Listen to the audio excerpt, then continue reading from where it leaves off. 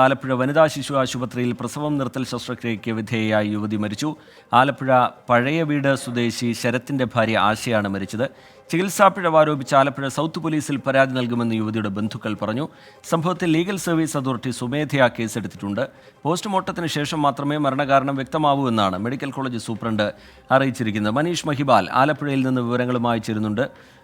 മനീഷ്, ഇങ്ങനെയൊരു ചികിത്സാപ്പിഴവ് എന്നുള്ള പരാതി വരുന്നത് എന്തുകൊണ്ടാണ്? ആശുപത്രിയുടെ ഇതുമായി ബന്ധപ്പെട്ടുള്ള വിശദീകരണം എങ്ങനെയാണ് മനീഷ്?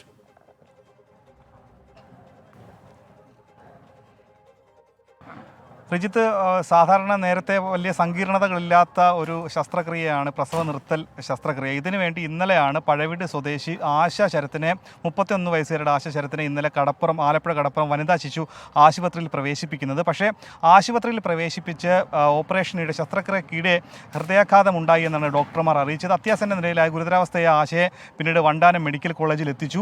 ഇവിടെ എത്തിയ ശേഷം വെന്റിലേറ്ററിലായിരുന്നു ആശയുണ്ടായിരുന്നത്. ഇന്ന് വൈകിട്ട് 6:30യോടുകൂടിയാണ് ആശ മരിക്കുന്നത്. നിലവിൽ ബന്ധുക്കൾ ഒക്കെ തന്നെ പറയുന്നത് വലിയ ഗുരുതരമായ വീഴ്ച ഈ കടപ്പുറം ആശുപത്രിയുടെ വനിതാ ശിശു ആശുപത്രിയിലെ ഡോക്ടർമാരുടെ ഭാഗത്തു നിന്നുണ്ടായി.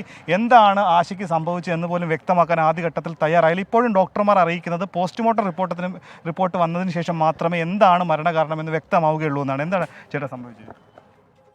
കഴിഞ്ഞ ദിവസം ഒരു 9:30 മണിയോടെയാണ് WNC ഹോസ്പിറ്റലിൽ കൊണ്ടുപോകുന്നതും അവിടുന്ന് ശസ്ത്രക്രിയയ്ക്ക് വിധേയനാക്കുന്നതും. എല്ലാ ടെസ്റ്റുകളും തലേദിവസം തന്നെ നടത്തിയിരുന്നെന്നും എല്ലാ ടെസ്റ്റുകളും ഓക്കെ ആയതുകൊണ്ടാണ് ഇന്നലെ ഡോക്ടർ അത് ഡേറ്റ്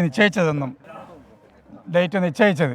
ആ ഡേറ്റിലാണ് എൻ്റെ അനിയൻ്റെ ഭാര്യ അവിടെ കൊണ്ടുപോകുന്നത്. മറ്റു ആരോഗ്യ പ്രശ്നങ്ങളൊന്നും ഇല്ലായിരുന്നു. ഒരു ആരോഗ്യ പ്രശ്നം ഇല്ലാത്തതുകൊണ്ടാണല്ലോ ഇന്നലെ ചെല്ലാൻ പറഞ്ഞത്.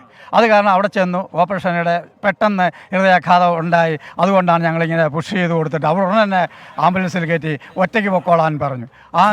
എൻ്റെ അനിയൻ്റെ ഭാര്യ പറഞ്ഞു നടക്കത്തില്ല, ഇവിടുത്തെ ഡോക്ടർമാർ കയറണമെന്ന് പറഞ്ഞപ്പോൾ അവിടുത്തെ ഈ മറ്റുള്ള ഡോക്ടർമാർ അതായത് നിങ്ങളെ അറിയിച്ചിരുന്നു ഈ സമയം അപകടം ഉണ്ടായ സമയത്തെ? ഇല്ല, അറിയിച്ചില്ല.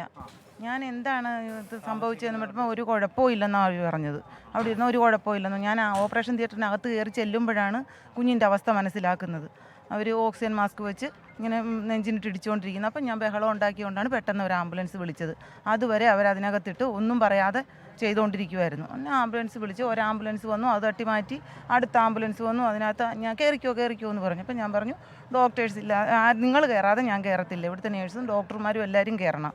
ഇത് നിങ്ങൾ വരുത്തി വെച്ച പാവപ്പഴയാണ് ഓപ്പറേഷൻ്റെ ഇടയ്ക്ക് സംഭവിച്ചതാണ് ഈ കുഞ്ഞിത്.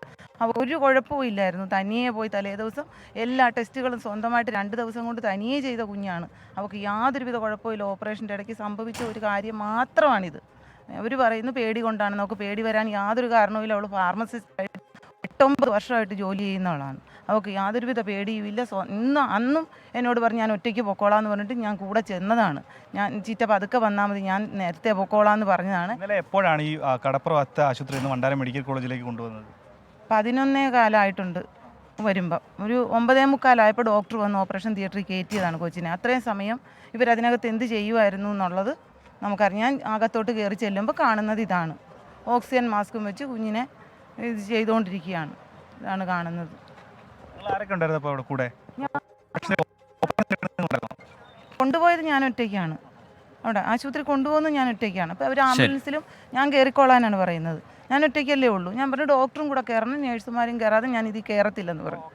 അങ്ങനെ നിലവിൽ ഈ സംഭവത്തിൽ ലീഗൽ സർവീസ് അതോറിറ്റി സംഭവത്തിൽ കേസെടുത്ത് റിപ്പോർട്ട് തേടിയിട്ടുണ്ട്. എന്താണ് സംഭവിച്ചത് അടക്കമുള്ള കാര്യങ്ങൾ പോസ്റ്റ്മോർട്ടം റിപ്പോർട്ട് വന്നതിന് ശേഷം മാത്രമേ വ്യക്തമാക്കാൻ കഴിയൂ എന്നാണ് വണ്ടാനം മെഡിക്കൽ കോളേജിലെ സൂപ്രണ്ട് കൂടി അറിയിക്കുന്നത്. റിജിത്ത്, ശരി, എന്തായാലും പോലീസിൽ പരാതി നൽകും എന്ന യുവതിയുടെ കുടുംബം അറിയിച്ചിട്ടുണ്ട്. ചികിത്സാ പിഴവ് ആരോപിച്ച് ആലപ്പുഴ സൗത്ത് പോലീസിൽ പരാതി നൽകുമെന്നാണ് ബന്ധുക്കൾ അറിയിക്കുന്നത്. സംഭവത്തിൽ ലീഗൽ സർവീസ് അതോറിറ്റി സ്വമേധയാ കേസെടുക്കുകയും ചെയ്തിട്ടുണ്ട്. മനീഷ് മഹിബാൽ വിവരങ്ങൾ നൽകുകയായിരുന്നു. ലോകത്തെവിടെയായാലും ഏത് സമയത്തും 24 വാർത്തകളും ഓഗ്മെന്റഡ് റിയാലിറ്റി പാക്കേജുകളും എക്സ്പ്ലെയിനറുകളും വിശദമായി കാണാൻ ഞങ്ങളുടെ യൂട്യൂബ് ചാനൽ നിങ്ങൾക്ക് സബ്സ്ക്രൈബ് ചെയ്യാം.